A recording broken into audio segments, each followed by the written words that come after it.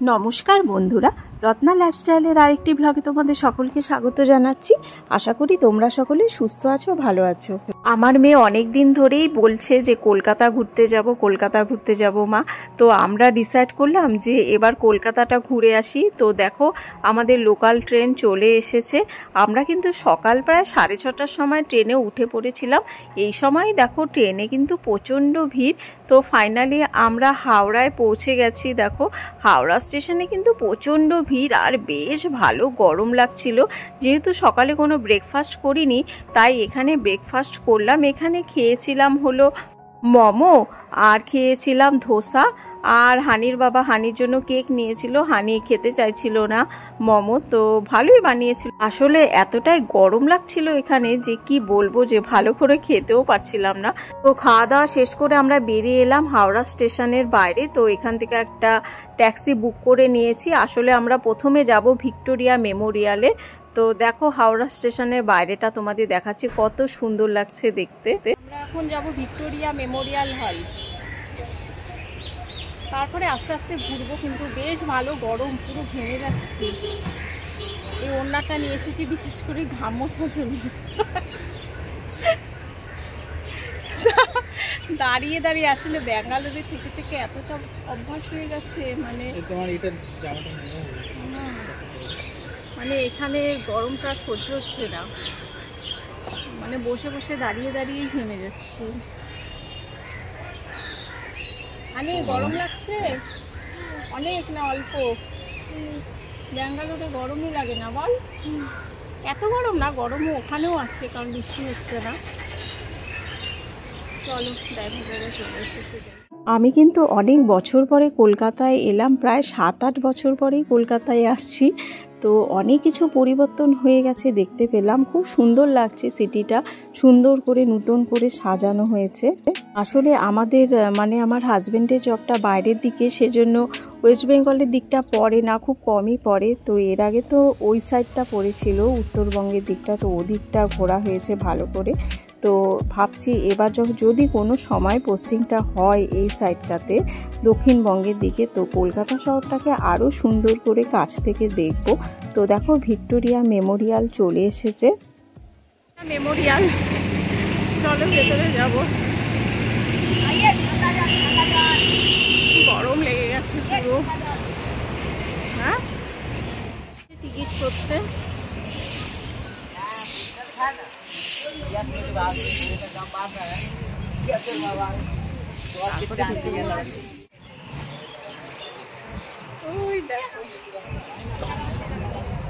আনি কেমন লাগছে বল? ভালো লাগছে? আনি তো ভীষণ ভালো লাগছে, প্রথম কলকাতা দেখছে। আমি এর আগে দেখেছি বহুবার, কিন্তু অনেক বছর পরে এলাম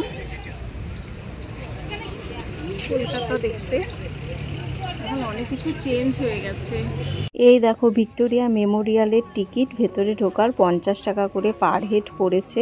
তো এখানে হানির বাবার সাথে অনেকগুলো ফটো তুলে নিয়েছি, সিঙ্গেলও তুলেছি, বেশ ভালো লাগছিল। তো চলো ভিক্টোরিয়া মেমোরিয়ালের ভেতরে যাই। খুব সুন্দর লাগছে বাইরে থেকে, আর বাইরে কিন্তু এখন অনেকটাই গরম লাগছে, বেশ ভালো রোদ উঠে গেছে। এখন তো প্রায় 10টার মতো বেজে গেছে। তো ভেতরের দিকে আমরা যাচ্ছি। হানির বাবাও বলছিল যে প্রচণ্ড গরম লাগছে, এতটা তাপ।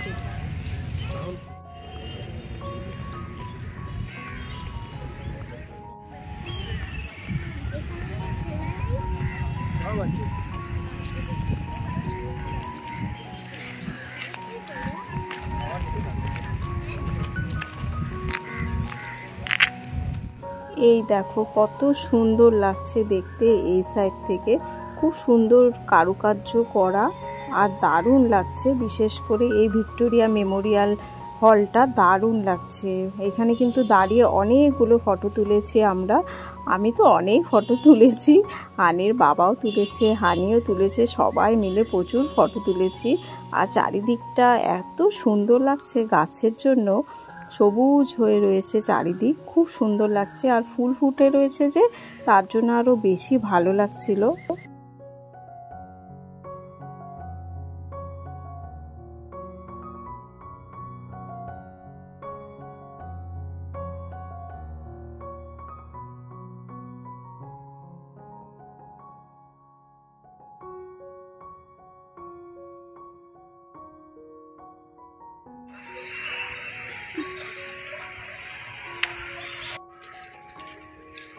এখানে কিন্তু ব্যাগপত্র চেকিং হয়েছে, তারপরে আমরা ভেতরে ঢুকতে পেরেছি। আসলে ব্যাগ চেকিং না করে কিন্তু ভেতরে কোনোভাবেই অ্যালাউ নেই।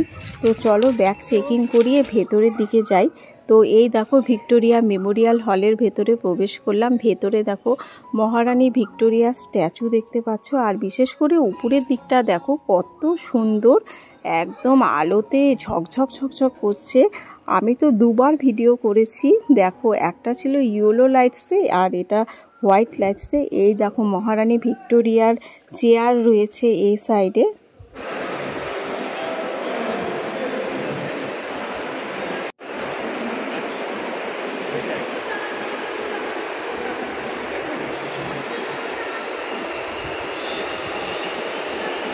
এখানে কিন্তু ভেতরে বসার ব্যবস্থা রয়েছে, ফ্যান ট্যান চলছিল, বেশ ঠান্ডা লাগছিল, তাই অনেকক্ষণ বসে তারপরে বাইরে বেরোলাম, কারণ ভালোও লাগছিল না গরমের জন্য। এদিকে হানি দেখো কাঠবিড়ালি দেখতে পেয়েছে, তো কাঠবিড়ালির সাথে খেলছিল। অনেক বড় এরিয়া না, খুব ভালো লাগছিল, কারণ বাঁ সাইডে একটা ছোট্ট বাঁধানো জলাশয় ছিল, বেশ ঠান্ডা হাওয়া আসছিল। এখন যাবো আলিপুর জু, মাথায় ওড়নাটা দিয়ে নিলাম, না হলে যা গরম লাগছে, মুখটা পুরো লাল হয়ে যাচ্ছে আমার। এদিকে দেখো কি সুন্দর জলাশয় করা আছে।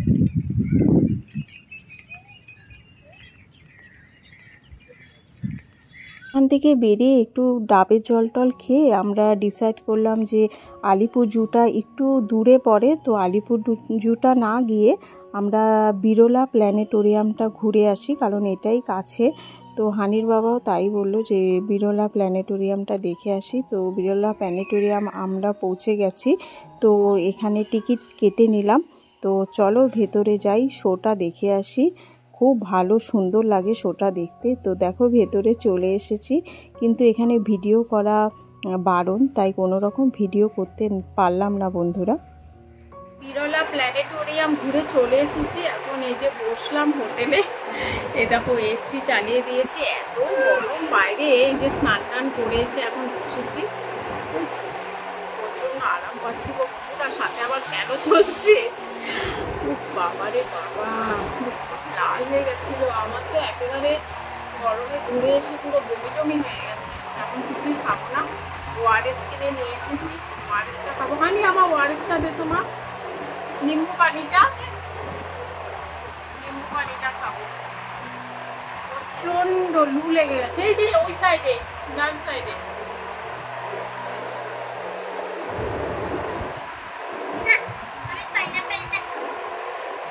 ওআরএস নিয়ে নিয়েছি, এখন একেবারে ডিহাইড্রেশন হয়ে গেছে।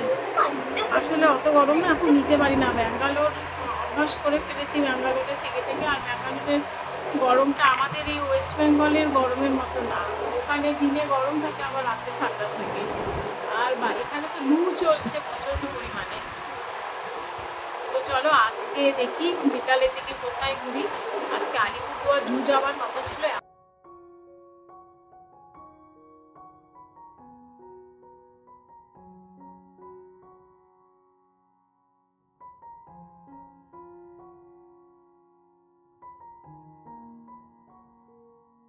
বিকেলে দেখা হচ্ছে, দেখি কোথায় ঘুরতে যাই। আমি চলো পুরো রেস্ট নিয়ে দুপুরবেলা ঘুমিয়ে টুমিয়ে এই যে আবার বেরোচ্ছি আমরা। এখন প্রায় 2:45 মতো বাজে, কারণ এতটা টায়ার্ড লাগছিল, না শুলে হচ্ছিল না, এসিতে শুয়ে পুরো আরাম পেয়ে গেছি। তো আবার বেরিয়ে পড়লাম আমরা এখন যাব আলিপুর চিড়িয়াখানা। তো দেখো কত সুন্দর লাগছে, দু সাইডে রাস্তা কি সুন্দর লাগছে, গাছে একেবারে ভর্তি। তো এখানে ঘোড়ার গাড়িও দেখতে পেলাম, বেশ ভালো লাগছিল। আর সামনে দেখতে পেলাম SSKM হসপিটাল। তো দেখো আমি একটুখানি ভিডিও করে নিয়েছি। তো ফাইনালি আমরা আলিপুর চিড়িয়াখানায় পৌঁছে গেছি। এখানে পৌঁছেই হানির বাবা হানি আইসক্রিম খেয়েছে, আমি খাইনি কারণ আমার শরীরটা ভালো ছিল না, তো ডাবের জল দিয়েই কাজ চালিয়েছি। তো চলো টিকিট কেটে নিই, এখানে কিন্তু বেশ ভালো ভিড় রয়েছে। তো এই দেখো টিকিট কেটে নিয়েছি আমরা। তো চলো ভেতরের দিকে যাওয়া যাক। এই দেখো ভেতরটা কত বড় এরিয়া নিয়ে, আর কত সুন্দর লাগছে। করে ঘুরবো, গাড়ি আসতে এখন অনেক দেরি, তো হেঁটে হেঁটেই ঘুরি। এখানে আসলে কিন্তু মনটা একেবারে বাচ্চাদের মতোই হয়ে যায়, এত সুন্দর লাগে পশু পাখিগুলোকে দেখতে। তো দেখো এই সাইডে ছিল গরিলা, গরিলাটা দেখে তো এত ভালো লাগছিল। গরিলা আবার এখানে সামনে এসে আবার পোজ দিয়ে ফটোও তুলিয়েছে, দারুণ লাগছিল। 3-4টে গরিলা ছিল। গরিলা গরিলা আসছে এখানে, খালি তুলে নিয়ে যাবে এখন। কিভাবে হাঁটে আসছে, এদিকে এদিকে আসছে।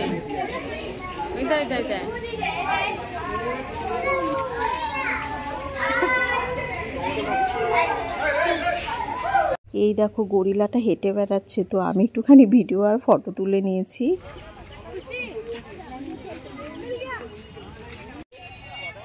কচ্ছপ কত বড়, ওই বাসায় যে কচ্ছপ বিশাল বড়।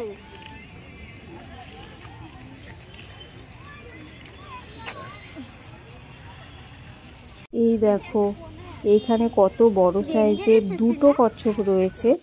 আর এইদিকেও গেলাম, এইদিকে তো অনেক হরিণ দেখতে পেলাম। হরিণগুলো তো গরমে একেবারে কাদা মেখে দাঁড়িয়ে রয়েছে, এতটাই গরম লাগছিল ওদের। তো ওদের দেখে টেকে সামনের দিকে গেলাম। সামনের দিকে স্নেক, এখানে কিন্তু প্রচুর বিভিন্ন প্রজাতির দেখলাম স্নেক রয়েছে, প্রচুর স্নেক রয়েছে। এতটা আর ভিডিওতে তোলা যায় না, ওরা গরমে আবার ভেতরে ভেতরে ঢুকে রয়েছে। তো ওপর দিয়ে যতটা পারলাম একটুখানি ভিডিও করে নিলাম, বেশ ভালোই লাগছিল। ঘুরতে ঘুরতে চিড়িয়াখানা মুখ লাল হয়ে গেছে, একদম বাঘের খাঁচার সামনেই বসে পড়েছি গরমের চোটে, এত গরম লাগছে। বাপরে বাপ। কথা বলতে বলতে এই দেখো পিছন দিয়ে বাঘ মামা চলে গেছে, তো চমকে গিয়েছিলাম। এই সাইডে আবার দেখো সাদা ময়ূর দেখলাম, সাদা ময়ূর আবার পেখম তুলে নাচ করছিল। আবার নীল ময়ূরও দেখেছি, দেখো এত সুন্দর লাগছে, পেখম তুলে রয়েছে। তো চলো বন্ধুরা পুরো আলিপুরদুয়ার জুটা ঘুরে নিলাম। তো চলো বন্ধুরা অনেকক্ষণ ঘুরলাম, কালকে আবার ঘুরবো। এখন ফিরে যাব হোটেলে, প্রচণ্ড টায়ার্ড লাগছে, জল খাবো, ঠান্ডা জল। তো আজকের ভিডিওটা কেমন লাগলো অবশ্যই কমেন্টস করে জানিও, আর যারা নতুন দেখছো সাবস্ক্রাইব করে পাশে থেকো। টাটা।